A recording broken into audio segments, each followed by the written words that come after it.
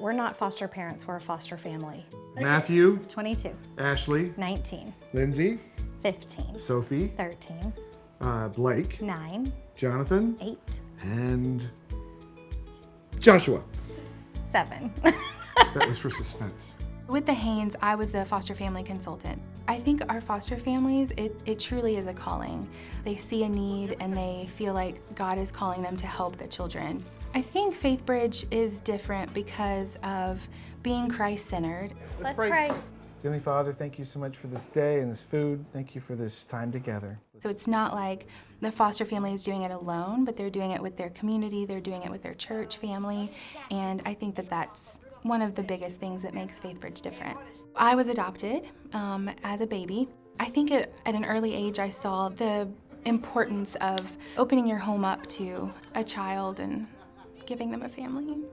The Haines had typically helped with drug-addicted newborns. We've gone into foster to be a solution for children that didn't have another solution at the time. They had 4 biological children of their own and then their adopted son. They called and said, we have a 5-year-old with Down syndrome and his 3-year-old brother.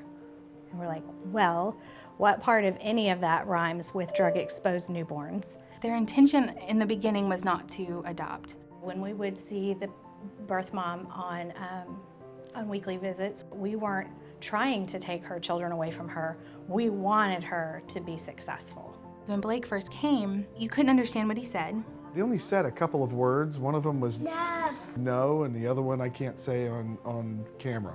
His behavior was just atrocious because he was acting out. He was just mad. He was 5 and wearing a 2T and a size 4 shoe when we got him. He was super tiny and malnourished. And the back of his head was this flat. Completely flat. One of the things that Jennifer did was taught him sign language so that he can communicate, get his needs across, and so he wouldn't get as frustrated. Obey and be, yeah, good job. This was probably the biggest decision we had ever faced as a couple. We knew that this decision was not just about a little boy that at 18 would go off to college and we would cheer for, his life. We know for Blake that forever, he's our retirement. We prayed, we absolutely prayed, and we asked our kids to pray, and we knew that our older kids needed to have that commitment because should something happen to us, we needed them to be ready to step in and be Blake's guardians.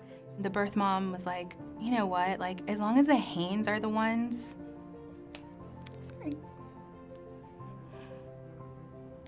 as long as the Haines are the ones to adopt these boys, I'll sign my rights over. She knew that they would have a life that she could never give them. We sat in court and held hands and cried as the judge terminated her rights to her kids. The case was started in 2013, and then they finalized adoption in 2016. It's a beautiful decision and gift that she gave them. The boys have made us a stronger family. From day one, they've been a part of the family. The concept and the heart of FaithBridge is what makes these kinds of stories possible. I may think we're at capacity. We have enough love, so we have enough room. And that's kind of where we are. Yes!